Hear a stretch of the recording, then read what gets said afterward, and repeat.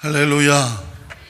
우리 주님을 사랑하시면 아멘 하시겠습니다.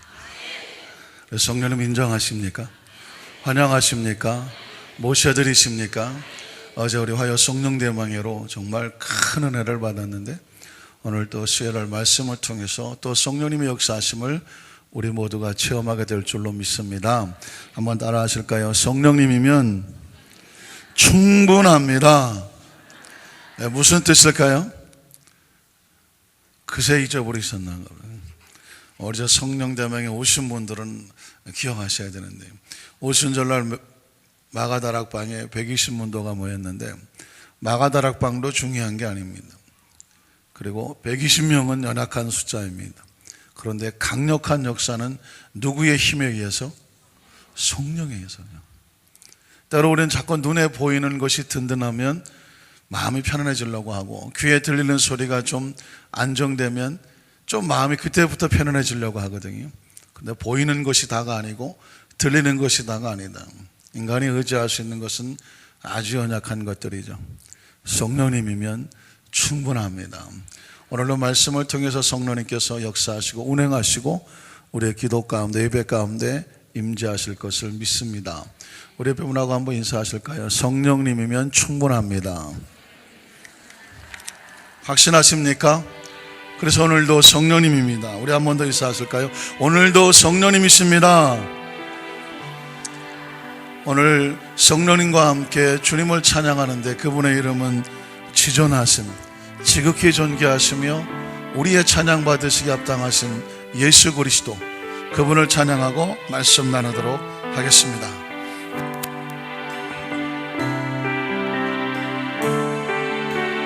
지존하신 주님 이름 앞에,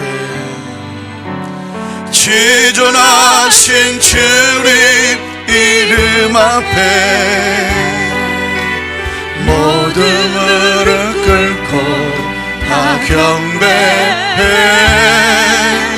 거룩하신 주님 보좌 앞에 엎드려 절하. 예수는 그리스도, 예수는 그리스도 아멘. 예수는 주 하나님의 영으로 경배드리니. 우리 두 손 들고 지존하신 주님 이름 앞에, 지존하신 주님 이름 앞에 할렐루야. 모든 무릎 꿇고 다 경배해. 거룩하신 주님 보좌 앞에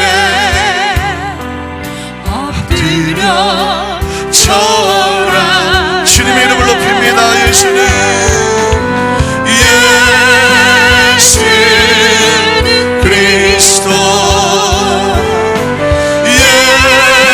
예수는 주 아멘. 하나님의 영으로 경배. 우리 영혼이 주님을 다시 한번, 지존하신 주님 이름 앞에, 지존하신 주님 이름 앞에 모든 무릎 꿇고 다 경배해. 거룩하신 주님 이름 앞에 엎드려 절하. 예수님이, 예수님이, 예수는 그리스도, 예수는 주 하나님의 영으로 경배드리니. 예수는 그리스도,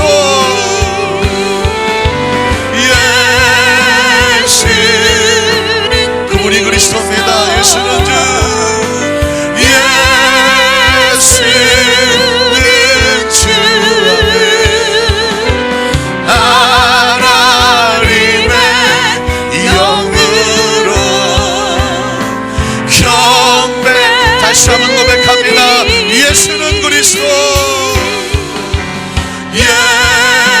예수는 그리스도,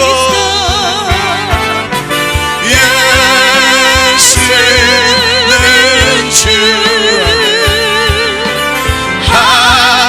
하나님의 영으로 경배 드리리. 잠시 묵상으로 기도합니다. 신앙이란 무엇일까요? 우리가 예수님을 어떻게 믿는지를 날마다 고백하는 거죠. 신앙 고백입니다. 오늘도 하나님 앞에 예배드리는 것도 신앙 고백이고, 예수님을 그리스도로 주로 찬양하는 것도 신앙 고백입니다. 오늘 말씀 듣기 원하는 것도 신앙 고백이죠. 주님 말씀하시옵소서. 말씀을 우리 영혼에 담고 우리의 심령에 담고 뼈에 새기고 심장에 담아서 말씀대로 성령의 인도하심에 따라 매 순간마다 하나님 편에 서기를 원합니다. 오늘 성령께서 말씀 가운데 임재하셔서 역사하시고 운행하셔서 하나님의 영으로 지혜로 명철로 생명으로 충만케 하여 주시옵소서. 깨닫게 하여 주시옵소서. 무장시켜 주시옵소서. 주님의 이름을 세 번 부르고 우리 통성으로 한번 기도합니다. 주여, 주여, 주여. 예수는 그리스도, 예수는 주. 우린 그분의 이름을 높입니다. 그분을 찬양합니다. 오늘도 주님을 우리의 신앙의 고백으로 대상 삼기를 원합니다. 지전하신 주님의 거룩한 이름 앞에 모두 무릎을 꿇고 경배하며 하나님의 거룩한 수고를 높이고 그 보좌 앞에 엎드려서 예배합니다. 찬양합니다. 경배합니다. 그리고 의시합니다. 부르짖습니다. 주님만이 우리의 힘이 있습니다. 주님만이 우리의 주인이 되십니다. 주님 우리의 그리스도가 되십니다. 주님만이 우리의 경배의 대상이 있습니다. 성령께서 우리 가운데 오셔서 예수를 그리스도로, 예수님을 주님으로 고백하게 하시니 감사합니다. 예배 가운데 임재하시옵소서. 운행하시옵소서. 역사하시옵소서. 우리 영혼을 만지시옵소서. 회복하시고 치료하여 주시옵소서. 성령님 다정하시옵소서. 말씀은 성령으로부터 하여야 합니다. 능력도 하나님으로부터 오기를 원합니다. 지혜도 하나님으로부터 오기를 원합니다. 심령심마다 용기를 주시고 희망을 주시고 비전을 주셔서 오직 예수 그리스도 하나님 높임받게 도와주시고 가정과 사업과 직장의 예수님 그 영으로 충만하게 하시며 양산교회의 성령으로 성령으로 성령으로 여자순 한산교회의 성령으로 성령으로 성령으로 각 교구마다 성령으로 성령 충만하게 하시고 지역과 구역의 성령으로 충만하게 하시며 가정마다 사업마다 직장마다 모든 심령마다 하나님의 거룩한 나라 성령으로 충만케 하시옵소서. 말씀을 주시옵소서. 말씀을 선포하시옵소서. 말씀마다 운행하시옵소서. 말씀 가운데 생명을 주시옵소서. 이 섬김의 손길 봉사의 손길에 하나님의 영으로 붙잡아 주시옵소서.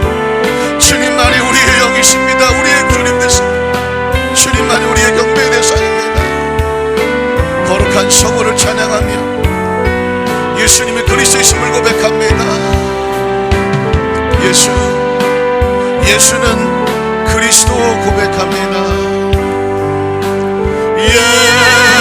예수는 그리스도, 예수는 주, 하나님의 영으로 경배 드리. 예수는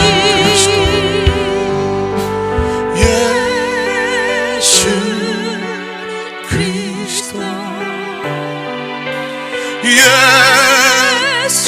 예수는 주,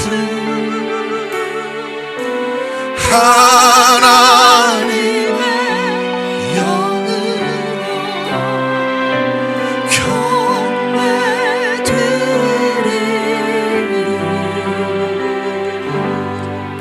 전능하신 하나님, 우리의 신앙 고백입니다. 우리 예루살렘 만사함께 우리 공동체의 신앙의 고백입니다. 예수님만이 우리의 그리스도가 되시고 예수님만이 우리의 주님이십니다. 주인이십니다. 여기서 말씀하시옵소서. 우리의 삶의 전 가운데 말씀대로 이루어질 것을 믿습니다. 우리의 평생의 신앙 고백이 주님의 자랑이 되기 원합니다. 기쁨이 되기 원합니다. 주님의 축복의 통로가 되기를 원합니다. 주님의 사명자들이 되기를 원합니다. 힘으로 안 되고 능으로 안 되는 걸 고백합니다. 성령님 오시옵소서. 충만하게 하시옵소서. 하나님 강건하게 하시옵소서. 담대하게 하시옵소서. 기름 부으시옵소서. 새 영을 부어주시옵소서. 성령의 지어 명철로 채우시옵소서. 강력한 영권으로 무장을 시켜주시옵소서. 흉폭한 세상과 악한 영들에 대적하여 뒤로 물러서지 않게 도와주시옵시고, 뱀같이 지혜롭고 비둘기처럼 슬기롭게 말씀 위에 서서 세상을 하나님 뚫고 나갈 수 있는, 점령해 나갈 수 있는 축복의 통로들 되게 하여 주시옵소서. 오늘의 말씀 가운데 성령님의 간절한 하나님 임재를 간절히 사모합니다. 말씀 듣다가 치유 역사가, 말씀 듣다가 하나님 충만의 역사가, 말씀 듣다가 응답의 역사가, 말씀 듣다가 은사의 역사가, 말씀 듣다가 기적의 역사가, 말씀 듣다가 성령의 위로하심과 품어주심과 용서하심과 안아주심이 감격스럽게 감동스럽게 예배 가운데 임재되게 하여 주시옵소서. 예수님 이름으로 간절히 기도드리옵나이다. 아멘. 하나님이 당신을 사랑하십니다. 나도 당신을 사랑합니다. 우리 가운데 성령님이 충만하십니다. 할렐루야. 한번 따라 하실까요? 요한이 증거하시는 예수 그리스도. 누가 증거하시는?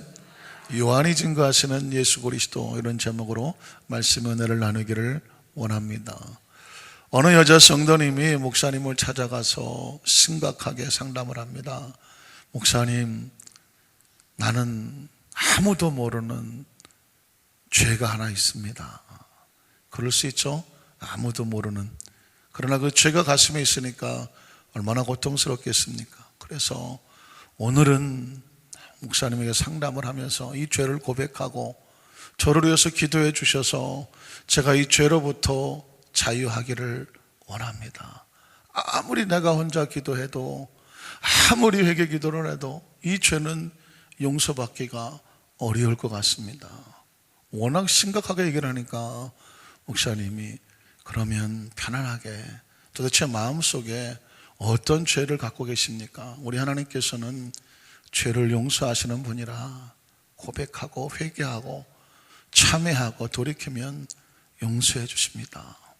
그랬더니 그 여자 성도님께서 목사님, 저는 교회에 올 때마다 내 마음속에서 드는 생각 하나를 떨쳐버릴 수가 없습니다. 무슨 생각인데요? 나는 한만 생각해도 우리 교회에서 내가 제일 이쁜 것 같아요. 아니라고 고개를 아무리 흔들어도 우리 교회에서 다 쳐다보면 내가 제일 이쁜 것 같아요. 아무래도 나는 교만죄를 지고 있는 것 같아요. 아무리 회개를 해도 이 마음이 떠나지를 않아요. 어떻게 하면 좋아요, 목사님? 난 너무 이쁜 것 같아요. 목사님께서 그 집사님에게, 성도님에게 그건 죄가 아니라 착각입니다. 착각이니까 회개할 필요는 없으시고 그냥 착각만 안 하시면 됩니다. 제가 봐도 제일 이쁜 것 같지는 않아요. 이쁘시긴 이쁘신데 제일 이쁘지는 않아요. 혹시 우리 성도님들 가운데 이런 어떤 성도님과 같은 죄 때문에 고민하시는 분 계십니까? 한만 생각해도 내가 제일 이쁜 것 같다. 다행히 우리 안산교회 성도님들은 정상인 걸로 진단이 됐습니다. 왜 이런 얘기가 생길까요? 사람은 자기가 생각하는 내 모습이 있고 다른 사람이 보는 내 모습이 있어요. 이 두 가지 모습이 균형이 맞춰져야 되거든요. 자기만 생각하면, 자기 혼자 내가 생각하는 게 다라고 생각하면 그런 심각한 증세가 나올 수가 있습니다. 그래서 내가 보는 주관적인 내 모습과 또 남이 바라보는 객관적인 모습이 균형이 잘 맞춰져야 온전해질 수가 있는 거죠. 성경에 보면 하나님도 주관적으로 자신은 하나님의 모습을 선포를 먼저 하시죠. 창세기 1장 1절에 보면 태초에 하나님이 천지를 창조하셨다. 무슨 얘기입니까? 하나님은 창조주를 선포하는 겁니다. 이건 누가 대신해 줄 수 있는 게 아니에요. 하나님이 창조주이신 것을 하나님이 선포하시는 겁니다. 또 출애굽기 3장 이하에 보면 모세에게 하나님이 자신의 모습을 드러냈을 때 소개하는 거죠. 나는 아브라함의 하나님이요, 이삭의 하나님이요, 야곱의 하나님, 내 조상의 하나님이다. 그러면서 절대로 잊지 말아야 될 출애굽기 3장 14절에 보면 나는 스스로 있는 자다. 어마어마한 얘기입니다. 성경 속에서 저는 창세기 1장 1절에 태초에 하나님의 천지를 창조하셨다는 말씀 한마디에 모든 게 꼬꾸라지는 것이고, 그리고 출애굽기 3장 14절에 나는 스스로 있는 자다라고 선포하시면서 우주의 비밀은 끝나는 거예요. 왜냐하면 이 땅의 모든 것들은 피조된 것인데 유일하신 분이 I am that I am, 난 스스로 자존한다, 스스로 존재한다는, 이건 인간의 개념으로는 이건 상상이 안 되는 것입니다. 그렇습니다. 스스로 존재하시는 우리는 정말 이해가 되지 않죠. 개념 자체가 없어요. 상상도 되지 아니하고 원리도 모르고 어떻게 그런 일이 났을까? 도무지 알 수 있는 우리의 지혜의 역량이 부족해요. 그러나 우리의 한계를 뛰어넘으시는 그 창조주가 나는 스스로 존재하는 분이라는 말씀을 드러내셨습니다. 이건 누가 대신해 줄 수 있는 게 아니에요. 하나님 스스로 선포하실 수밖에 없는 겁니다. 자, 그래서 성경에는 두 종류의 하나님의 존재를 드러내는데 스스로 선포하시는 하나님의 주관적인 선포가 있고, 이건 믿을 수밖에 없어요. 그리고 또 하나는 뭐냐면 선지자들을 통해서 증거되시는 하나님의 모습을 볼 수가 있습니다. 그래서 성경을 통해서는 하나님을 발견하게 되는데, 하나는 스스로 선포하신 하나님, 또 다른 하나는 선지자를 통해서 증거되시는 하나님을 만나는, 그래서 하나님을 만나는 것이 말씀의 목적입니다. 오늘도 예배 가운데 말씀 타고 오셔서 하나님의 모습이, 하나님이 증거되시는 모습이 우리의 영혼 속에, 우리의 심령 속에, 뼈 속에, 의식 속에, 사고 속에, 무의식 속에 그냥 하나님으로 꽉 채워지게 되시기를 주님의 이름으로 축원합니다. 예수님도 그래서 한참 말씀을 선포하시고 난 다음에 주관적으로 예수님께서 말씀을 선포하셨지만 이제는 객관적으로 사람들의 고백을 듣고 싶었던 것이 바로 마태복음 16장이죠. 제자들에게 사람들이 나를 누구라고 하느냐라고 물었습니다. 그러니까 이게 아까 제가 처음에 말씀드렸처럼 신앙은 뭐냐? 고백이거든요. 예수님을 누구라고 고백하는 게 신앙 고백입니다. 그래서 예수님께서 제자들에게 사람들이 나를 누구라고 하느냐? 사람들의 기억 속에, 의식 속에, 사고 속에, 그들의 개념 속에, 그들의 마음 속에 예수님을 누구라고 고백하느냐, 이건 여러분의 마음 속에도 똑같이 질문되는 것 같아요. 여러분 아시는 것처럼 제자들이 했었던 얘기는 뭐 선지자 정도, 그죠?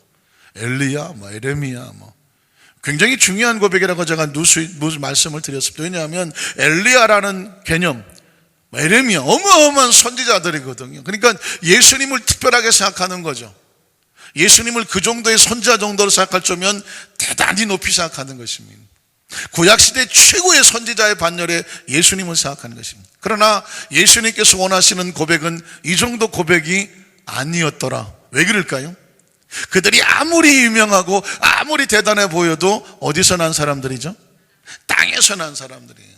3차원에서 피조된 존재들이에요. 그런데 예수 그리스도는 3차원의 피조된 명문 가문에 태어난 그런 뭐 어마어마한 그런 핏줄, 이런 소리를 듣고 싶은 게 아니었어요. 예수님이 그동안 얘기는 핏줄한 얘기도 아니고 땅 얘기도 아니고 세상 얘기도 아니고 무슨 뭐 어떤 세상의 어떤 근본적인 어떤 고귀한 신분 이런 얘기한 게 아니에요. 예수님은 처음부터 하늘에 대해서 얘기하고 하나님을 얘기하고 하나님의 나라를 얘기했습니다. 그래서 제자들을 물론 모든 사람들이 예수님을 통해서 어디를 보기를 원하셨어요? 하늘을 보기 원하는 거예요. 하나님을 보기를 원하는 것이죠. 하늘나라의 법칙을 보기를 원하시는 거죠. 그런데 사람들은 단 하나도 예수님을 통해서 하늘을 이야기하지 않았어요. 하나님을 이야기하지는 않았어요. 그래서 예수님께서 대답하지 않고 누구에게? 제자들에게 묻는 거죠. 너희는 나를 누구라고 하느냐? 굉장히 중요한 질문입니다.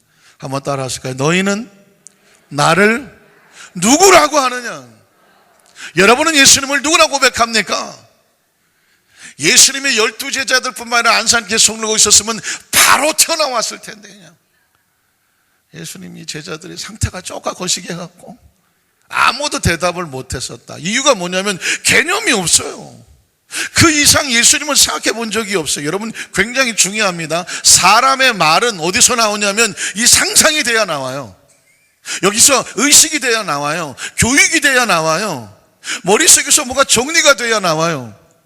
여러분, 강단에서 말씀을 선포하기 전에 제가 어떻게 하고 나올까요?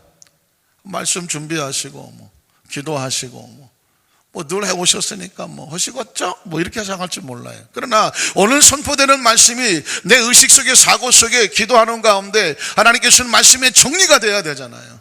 말씀이 정리가 돼야 되고 그 말씀이 사고 속에 바뀌어서 그것이 성령의 통제와 지배와 역사하시와 감동하심에 따라서 한 가지 주제를 가지고 말씀의 본문에 의해서 그 말씀이 떨어져 선포돼야 되는 거잖아요. 제가 이 얘기 저 얘기 왔다 갔다 해버리면 여러분이 도대체 무슨 말이에요, 어디다 종을 잡아야 될지를 모른다는 말입니다. 정확한 인식이 필요한 거예요.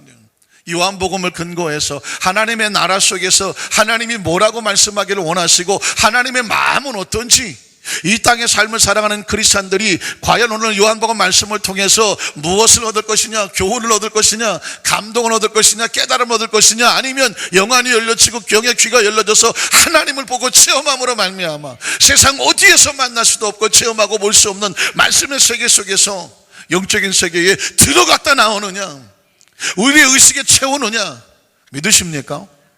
적어도 그 정도의 정확한 목표와, 그렇죠? 정확한 비전과 꿈과 기대를 가져야 오늘 수요예배 나오실 수 있는 거죠.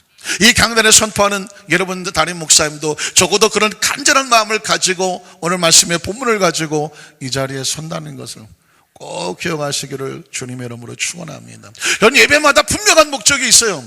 주일 예배는 주일 예배대로, 수요예배는 수요예배대로, 또 새벽에는 새벽대로, 금요일은 금요일 예배대로 하나님 이 시간에 강력한 말씀 타고 오셔서 하늘이 열리게 하시옵소서. 왜? 하나님은 하늘을 열어주길 원하시는 분이거든. 기억하십니까? 신명기 28장 12절에 보니까 내가 너를 하늘의 아름다운 보고를 연다고. 왜 열까요? 당신의 백성들이 하늘의 보고를 경험하고 체험하고 우리의 의식 속에, 사고 속에 너희도 하늘에 대한 인식을 뭐해라? 집어넣어라. 적어도 하나님 앞에 나오는 성도들의 머릿속에, 의식 속에, 사고 속에 하늘에 대한 인식이 없다고 한다면, 하늘에 대한 기대가 없다고 한다면, 하늘에 대한 정보가 없다고 한다면, 하늘에 대한 지식이 없다고 한다면 그건 이 땅에 있는 그냥 다른 종교들하고 전혀 다를 필요가 없는 거예요. 우리는 하늘을 믿습니다. 하나님을 믿습니다. 하나님의 나라를 믿습니다. 오늘도 예수님 안에서 하늘의 기적은 있습니다. 그래서 여러분, 제자들에게 물었던 거예요. 도대체 너희는 나를 누구라고 하느냐? 그래서 여러분 아시는 것처럼 베드로 형님께서 성령의 감동입니다. 학교가 좋아서도 아니고 부모를 잘 만나서도 아니고 혈육이 아닌 하늘에 계신 아버지께서 그분의 마음을 감동시켜서 주는 그리스도시요 살아계신 하나님의 아들입니다. 이 말은 세상에 있는 근거가 아니에요. 주라고 하는 것은 나의 주인이라는 것이니까 이건 세상의 주인이 아니죠. 하나님이란 뜻입니다.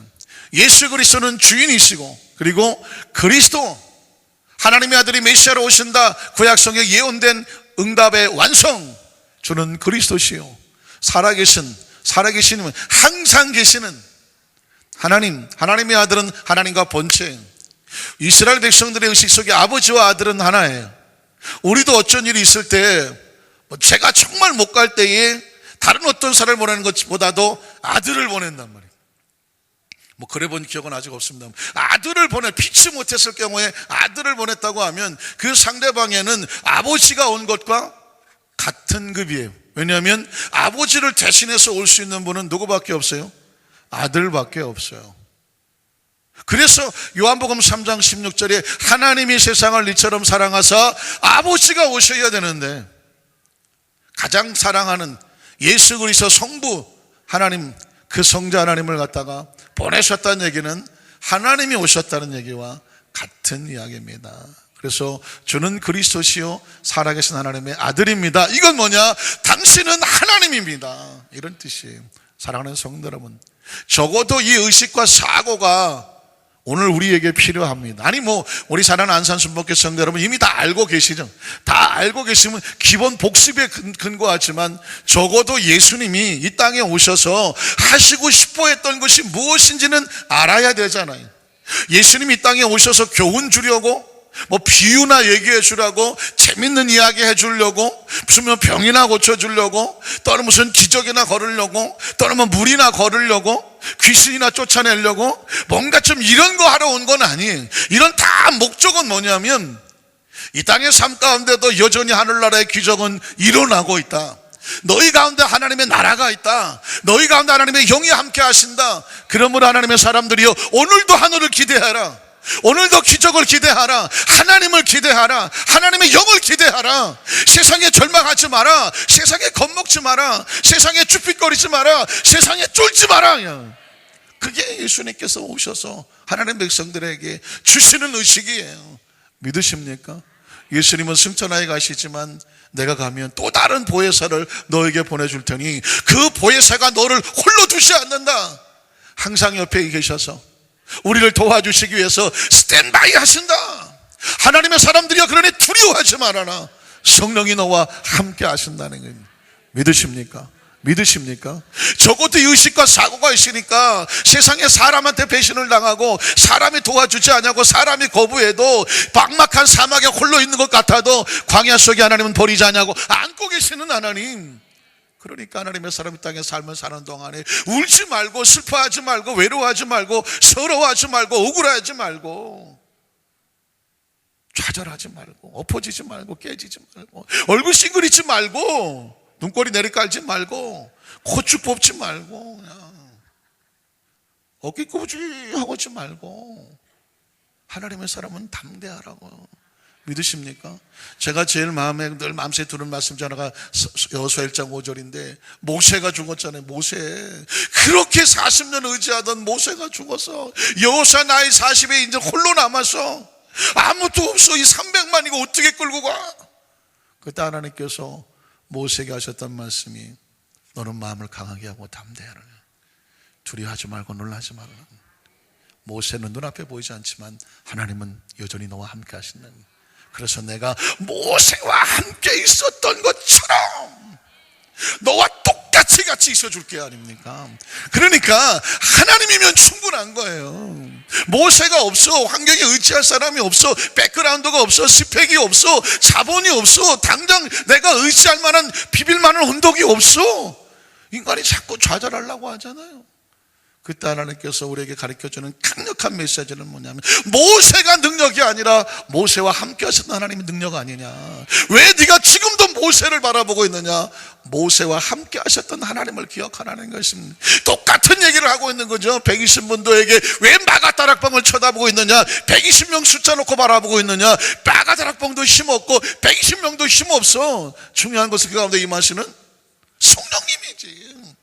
그 강력한 메시지를 안다고 한다면 우리 여의도 순무 안산교회 우리가 이 자리가 마가다락방이 되고 이 자리에 120문도가 된다고 하면 중요한 건 오직 성령이에요. 예배 가운데 간절한 마음으로 성령을 구하세요. 지나간 실패 다 잊어버리세요. 여기 실패 안 해본 사람이 누가 있어? 지나간 낙심 안 해본 사람이 누가 있어? 낙심 다 잊어버려요. 좌절 안 해본 사람이 누가 있어? 더럽지 않아 본 사람이 누가 있어? 지나간 과거는 신경 쓰지 마. 현재도 신경 쓰지 마. 왜? 여기 슬픔 없는 사람이 누가 있어? 여기 지금 외롭지 않은 사람 누가 있어? 두렵지 않은 사람 누가 있어? 불안하지 않은 사람이 누가 있어요? 인생은 다 그냥 다 거기서 거기요. 전문적인 용어로 도토리 기적이야. 남 부러워할 것도 없어. 그렇다고 다른 사람 절대 무시해서도 안 되고, 그냥 우린 다 불쌍해, 하나님 안에서. 그러나 우린 절대로 동정 말하지 않아. 왜? 우리를 홀로 두지 아니하시는 예수 그리스도. 여러분, 허름하게, 진짜 부자들은 굉장히 허름하게 입고 다닌다더만. 아주 허름하게, 아무것도 없는 것처럼 그냥 반바지에다가 티에다가 스레바짝 걸고, 그리고 옆에 주머니에는 덜렁떠고 다녀. 그런데 저 사람이 100억, 200억을 가진 사람이라고 해. 그런데 그런 사람 보면 겉모습을 후줄고 내도 눈빛은 달라. 어디 가서 기죽을 게 뭐가 있어? 옷이 좀 헐거나게 입었다고? 그건 자기가 믿는 게 확실하잖아. 크리스찬이 그런 거거든. 우리가 남들보다 화려하지 할 필요 없어. 그러나 속이 가득한 사람은 어디 가서 눈꼬리 내릴 기죽을 필요가 없어. 하나님이 살아계심을 정확하게 믿는다고 하면 낙심할 이유가 없어. 하나님께서 우리에게 원하시는 게 바로 그거예요. 강하고 담대하는 것입니다.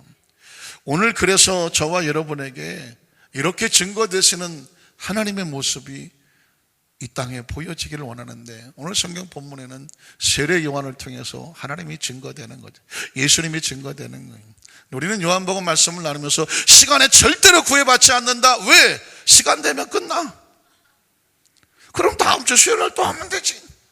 그러니까 왜? 요한복음 강의는 그래요. 그래서 이 말씀을 묵상하다가 제가요, 그냥 무슨 뭐 내용을 많이 하려고 절대 하지 않아. 하나님께서 터치하셔서 하나만 깊숙이 들어갈 수 있으면 그냥 들어갔다가 나와. 믿으십니까? 왜냐하면 그래 정확하게 우리의 의식 속에 사고 속에 예수님이 누구신지를 정확하게 터치하는 게 이게 중요한 것이지, 많은 정보가 듣고 빠져나가는 게 별로 의미가 없어요. 오늘 세례 요한을 통해서 증거되시는 첫 번째 예수님의 모습은 뭐냐면 하나님의 어린 양이라는 것입니다. 한번 따라 하실까요? 세상 죄를 지고 가는 하나님의 어린 양. 이 고백이 어디서 나왔냐면 바로 세례 요한을 통해서 예수님을 그렇게 고백을 했습니다. 요한복음 1장 29절을 볼까요? 이튿날 요한이 예수께서 자기에게 나오심을 보고 이르되 보라, 세상 죄를 지고 가는 하나님의 어린 양이로다. 자, 예수님이 지나가시는데 예수님을 바라보는 침례 요한, 세례 요한이 예수님을 보는 순간에 고백이 튀어나왔어. 보라, 세상 죄를 지고 가는 하나님의 어린 양이로다 그랬습니다. 여러분, 어린 양이라고 하면 사실 우리나라 사람들은 양에 대한 개념이 그렇게, 양하면 떠오르는 게 별로 없어. 양고기 정도? 옛날엔 뭐 무수탕, 요즘은 무수탕도 없어. 제가 옛날에 입었던 무수탕이 아직도 집에 어디 처박혀 있는데 보니까 엄청 무거워서 이거 뭐 입지도 못해. 그렇다고 버리지도 못해. 왜? 언젠가 입을 날이 올까? 유행은 돈다고 그랬으니까 그 버리지도 못하고 입지도 못하는데, 한때는 꽤 비쌌던 건데 어떤 권사님이 그냥 그걸 어디서 동네 문시장에 구했다고, 아이고 목사님 올겨울 춥다는데 이거 한번 입어보시오 그래갖고는 그게 또 그 정성에서 그걸 한동안 입고 다녔는데 벌써 20년 지났는데도 안 버리고 있어. 저는 지금 양 그러면 떠오르는 건 그 무수탕밖에 생각이 안 나. 양가죽 뭐 그런 거밖에 생각 안 나. 어디 가끔 가다가 양고기 먹으러 가서 뭐 뼈다고 양갈비라고 주는데 이걸 먹어야 되나 말아야 되나, 먹고 나면 맛있다 그러는데 뭐 거의 뭐 1년에 한 번 먹을까 말까 하니까 양에 대한 개념이 별로 없어요. 우리는 이스라엘 사람들은요, 양 그러면 딱 박히는 게 두 개가 있어. 하나는 뭐냐면 시편 23편 1절에 6절에 있는 다윗의 신앙 고백이죠. 야훼는 나의 목자시니. 자, 여기에 뭐가 빠졌어요? 야훼는 나의 목자십니다. 나는 하나님이 기르시는 양입니다. 그러니 하나님께서 나를 인도해 주시니 내게 부족함이 없습니다 하는 거죠. 사실 굉장히 중요한 신앙 고백이에요. 왜냐하면 신앙 고백의 또 다른 면은 뭐냐면 관계거든요. 나와 하나님과의 관계를 어떻게 인식하고 있느냐, 여러분과 하나님과의 관계를 어떻게 인식하고 있느냐, 얼마나 가까이 있느냐, 얼마나 밀접하느냐, 이게 중요한 거예요. 여러분의 의식 속에 사고 속에 하나님은 얼마나 가까이 계십니까? 한번 따라 하실까요? 나는 요즘 하나님과 어떤 관계인가? 연애하는 관계다. 연애. 그냥 막 하나님 생각하면 가슴이 뭉클거리고 그냥 눈에 눈물이 핑거라고 그냥 예배를 어떻게 드리는데 오늘 또 드리고 싶고 막. 한 명도 없네. 아유. 있습니까? 네. 최근에는 하나님과 싸워갖고 별로 상태가 안 좋다. 기도도 안 나오고 예배도 그냥 시큰둥하고 그냥 말씀을 들어도 뭐 그냥 별로 마음이 없다. 여러분 굉장히 심각한 겁니다. 어떤 사람은 하나님과 요즘 별거 하시는 분들, 별거 있나? 별거? 요즘 따라 놓으시는 분? 별거? 이혼하신 분 계시네요. 이혼한 분. 여러분, 제가 왜 이런 표현을 쓰냐면 하나님과 나와 영적인 관계가 굉장히 중요하거든요. 다윗이 시편 23편이 여러분 동서고금을 막론하고 시편 23편을 가장 성도들 가운데 많이 은혜 받고 그걸 가장 좋아하는 것은 뭐냐면 그 속에 담겨져 있는 다윗의 신앙 고백이 우리에게 주는 의미가 있기 때문에 그래요. 양에게 있어서 생명을 걸고 생명이 걸 수 있는 것은 목자거든요. 제 아무리 푸른 초장 위에 그림 같은 집을 짓고 사랑하는 분과 함께 한 백년을 살아도 뭐가 없으면, 사이다가 없으면, 목자가 없으면 양은 날마다 불안한 거예요. 날마다. 이 양에게서의 최고의 백그라운드는 뭐냐면 누굴까요? 목자예요. 그래서 양이 고백하는 거예요. 난 아무것도 없어. 그런데 뭐만 있으면 돼? 목자만 있으면 푸른 초장은 누가 찾아가? 목자가 찾아가는 거예요. 양은 뭐 코도 안 좋고 뭐 시력도 안 좋고 뭐 다리도 쇼다리고 뭐 아무것도 없어. 그런데 그냥 믿고 자. 양 코 고는 소리 들어보셨습니까? 자. 왜? 내일 뭐 어디로 갈지도 몰라. 어디는 포장, 어디는 푸른 초장이고 어디 쓸만한 물가로 갈지 아무것도 몰라 뭐. 그런데도 편히 자. 왜 그럴까요? 다음날 목자가 불러. 미수가 영자야 뭐 불러. 양들이 다 이름이 있어. 양들이 부르면 나가. 그런데 양은 귀가 발라서, 양은 이제 한꺼번에 김씨네 양, 이씨네 양, 박씨네 양 다 같이 섞어서 그냥 집어넣나. 그런데 김씨가 불러 야 미자야 그러면 미자 양이 나와. 다른 양들은 안 나와. 왜냐하면 양은 귀가 밝아서 자기 목자의 음성을 구별해요. 그래서 예수님 요한복음 10장에 양은 내 음성을 알고 그랬거든요. 예수님의 말씀이 선포가 되면 세상 사람들이 다 나오는 게 아니야. 다 은혜 받는 게 아니야. 왜? 주인이 다르면 아무리 꿀 같은 얘기가 나와도 몰라. 왜? 안 들려. 그러나 하나님의 말씀 속에 하나님의 백성들은 하나님의 양들, 하나님의 말씀을 들으면 찾아와. 제가 그 전에 저 신학생 때 남산공원에 가서 전도를 하러 갔어요. 그때 제가 1학년 때인데 선배들이 막 그냥 남산에 가서 찬양하고 전도한다고 그래서 나 속으로 투덜거렸어. 그 남산에다 그 공원에 놀러 온 사람들 거기다 가서 앉아갖고 탬버린 치고 기타 치면서 주의 이름을 이거 부르면 그게 뭐냐 그게. 그 사람들이 듣겠어? 그냥 겉으로 말은 못하고 투닥투닥 그것도 막 한여름에 그냥 막 한낮에 땀 뻘뻘 흐르는데 그냥 그것도 걸어서 여기까지 올라가고 막 자 우리 주님의 이름을 찬양합시다 하고 뭐 또 4학년 선배가 막 불러. 저 구탱이에 앉아갖고 불렀어요. 누가 듣겠냐. 기대도 안 되는 거야. 아니나 다를까 뭐 그 공원에 온 사람들이 뭐 듣겠어. 아무도 관심도 없는. 그러다가 여러분 제가 그 자리에서 눈물이 핑 돌더라고요. 멀리 저기 공원에 앉아있는 남녀 아베크족도 있고 뭐 연세 드신 분도 하는데 주의 이름을 부르면서 막 찬양을 하는데 저기서 표시는 안 나는데 발로 박자를 맞추고 그리고 조용히 따라하는 사람도 있더라고. 내가 몰랐어. 그 구석구석에서도 당장 그들의 신앙은 고백하기는 힘들지 모르지만 어디선가 들려오는 그 신앙들의 신학생들의 찬양의 소리에 그들의 영혼이 반응을 하더라니까. 분명히 믿건데 그 사람들은 언젠가는 그 전에 예수를 믿었거나 교회학교를 다녔거나 그러다가 그날 들려오는 찬양 하나에 반응하고 언젠가 하나님 앞에 나올 사람들은 반응할 수 있다는 것이 최고의 축복입니다. 그래서 여러분 하나님의 어린 양이라고 말했을 때에 이스라엘 백성들은 세례요한의 얘기를 딱 듣는 순간에 자기들의 존재의 모습을 떠올렸을 거예요. 아, 우리가 양인데. 그러면서 또 하나는 뭐냐면 레위기에 있는 것처럼 아사셀이라고 하는 속죄 제도를 떠올렸을 겁니다. 여러분 아사셀 들어보셨습니까? 제가 그 전에 한번 따라 하실까요? 아사르비아.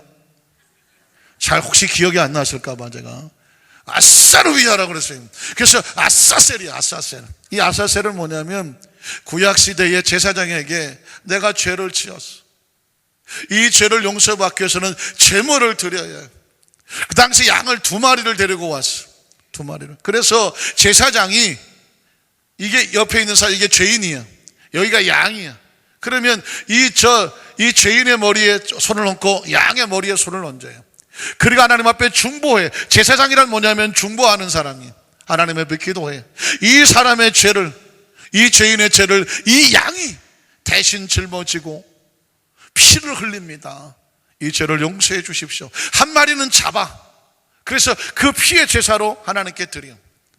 그리고 또 한 마리에다가 또 같이 손을 올려놔. 그렇게 기도하는 거예요. 하나님, 이 죄인의 죄를 이 양에게 옮기시고 이 죄를 짊어지고 이 양을 광야로 보냅니다.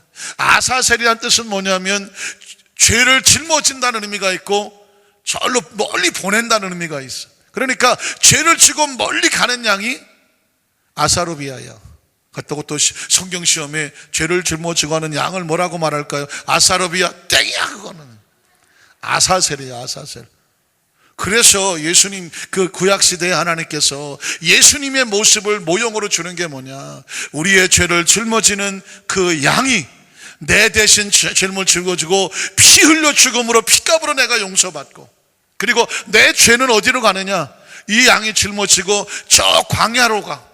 그리고 다시는 못 돌아올 곳에다가 던져버려. 그러면 그 죄를 짊어진 양은 사막으로 멀리 떠나가 버려. 다시 돌아오지 않아. 그건 뭐냐면 우리의 죄가 용서받은 죄는 다시 돌아오지 않는다는 것입니다. 온 인류의 죄를 예수님께서 아사르비아가 되시는 거예요. 아사셀이 되시는 거예요. 우리의 죄를 다 짊어지시고 십자가 올라가서 몸짓고 피 흘려 죽으심으로 다 짊어지셔. 그리고 그 사막의 골짜기에 사막, 그 처참한 사막과 같은 죽음의 무덤으로 들어가서 그 죄를 장사 지내버리는 거예요. 그리고 다시 돌아오지 아니하도록 우리에게 의의 축복을 허락해 주시는 줄로 믿습니다. 예수님을 구주로 믿으시면 아멘 하시기 바랍니다. 예수님께서 우리의 죄를 짊어주신 하나님의 어린 양 되시는 것을 믿으시면 아멘 하시길 바랍니다. 그분이 우리의 아사셀이 되시는 것을 믿으시면 아멘 하시기 바랍니다. 우리의 죄를 용서해 주신 것을 믿으시면 아멘 하시기 바랍니다. 과거의 죄를 용서해 주시고 현재의 죄를 용서해 주시고 미래의 죄까지 청산해 주시는 거예요. 그 짐을 다 짊어져 주시는 거예요. 그래서 의인으로 만들어 주시는 거예요. 의인의 개념을 아십니까? 의인이란 뭐냐면 첫 번째로 하나님 앞에 담대히 나갈 수 있어요. 죄가 있으면 담대히 못 나가잖아요. 죄가 있으면 사람 얼굴도 똑똑히 쳐다보지 못하거든요. 그런데 죄를 용서해 주심으로 하나님의 보좌 앞에 담대히 나갈 수 있게 만들어. 두 번째는 뭐냐, 마귀의 정죄와 참소를 받지 않아. 여러분 어디 가서 뭐 음식물 쓰레기 같은 거 있으면 바로 뭐가 날라와요? 발이나 이런 벌레들이 날라와. 바로 그냥 뚜껑 처리해버리지 않으면 바로 날라와. 마찬가지 우리 가운데 이 죄의 흔적이, 죄의 모습이 남아서 청산이 안 되고 씻겨지지 않으면 바로 귀신과 마귀의 참소가 들어와. 그런데 용서의 의를 받으면 마귀의 정죄와 참소를 받지 않아. 세 번째 의는 뭐냐면 태어날 때부터 지금까지 한 번도 죄를 짓지 않은 것처럼 그 거룩하고 정결한 모습으로 회복을 시켜주는 거예요. 여러분 그래서 용서받고 의인이 된다는 것이 이렇게 중요한 거예요. 하나님 보좌 앞에 담대히 나갈 수 있죠. 마귀의 정죄와 참소를 받지 아니하죠. 어떻게? 태어날 때부터 우리가 한 번도 죄를 짓지 않은 것처럼 우리를 덮어주시는 거예요. 사실은 우리의 죄를 씻겨주시는 것이 아니라 덮어주시는 거지. 하나님께서 우리의 허물을 덮어주는 그 사람의 복이 있다고 말했는데, 사랑하는 성도 여러분, 오늘 성경 본문 속에서 이 세례 요한은 예수님을 보는 순간 성령의 감동에 따라서 바로 튀어나와서 그의 제자들에게 보라, 세상 죄를 짊어지고 하는 하나님의 어린 양이로다. 이 세례 요한의 신앙의 고백은 저와 여러분의 신앙의 고백이고, 우린 그분을 믿는 것입니다. 그분을 의지하는 것입니다. 예수님을 믿음으로 우리의 죄를 용서받아 의인 되게 하시고, 예수님을 믿음으로 약속에 따라서 성령님을 보내주셔서 성령님이면 충분하고. 그래서 여러분 어디 가더라도 여의도 순부 안산교회 성도들은 자신만만해야 돼. 눈빛을 똑바로 떠보세요. 눈에서 막 불꽃이 나와야 돼. 이거 뭐 어디 막 화가 난 불꽃이 아니라 성령께서 주시는 담대함으로 생겨나는 담대한 불꽃이에요. 여러분의 입술의 말은 딱딱 떨어져야 돼. 말씀에 근거해서 자신이 있어야 돼. 기가 살아야 돼. 그 기는 성령께서 주시는 담대한 하나님의 나라의 용기예요. 자신감이 있어야 돼. 발걸음도 담대하게 나가야 돼. 아랫배 힘 빡세게 해주시고 어깨에다 탁 장으로 피시고. 아셨습니까? 어디 갖다 놓아도 기죽지 말고 그냥 위풍당당하고 자신만만하게. 왜? 성령님이 함께 해주시기 때문에. 우리 가운데 병이 다가왔다면 병도 예수님께서 마태복음 8장 10절에 연약한 것을 담당하시고 병을 짊어지셨다고 말했어요. 죄를 짊어지신 예수 그리스도는 또 하나의 아사슬이 되셔서 우리의 병도 짊어져 주시는 것이에요. 가난과 저주를 멸하여 주셔서 예수님은 당신의 백성들이 부욕해 되셔서 하나님의 거룩한 축복의 통로가 되기를 원하고, 그분의 사랑은 지금도 천국에서 우리가 예비할 집을 지으시고 이 땅의 삶을 끝나고 주님 오시는 그날에 우리는 하나님 나라 속에서 영원히 만나게 될 줄로 믿습니다. 그것을 위해서 예수님께서 세상 죄를 짊어지시는 하나님의 어린 양 되신 것이고, 예수를 믿는 사람에게는 그 축복이 임하게 되는 줄로 믿습니다. 간절히 바라기는 저와 여러분의 삶의 장 가운데 이 정확한 신앙 고백을 가슴에 품고 예수님 안에서 당당하게 그 축복받은 사람답게 승리의 삶, 매일매일 삶이 되시기를 주님의 이름으로 축원합니다.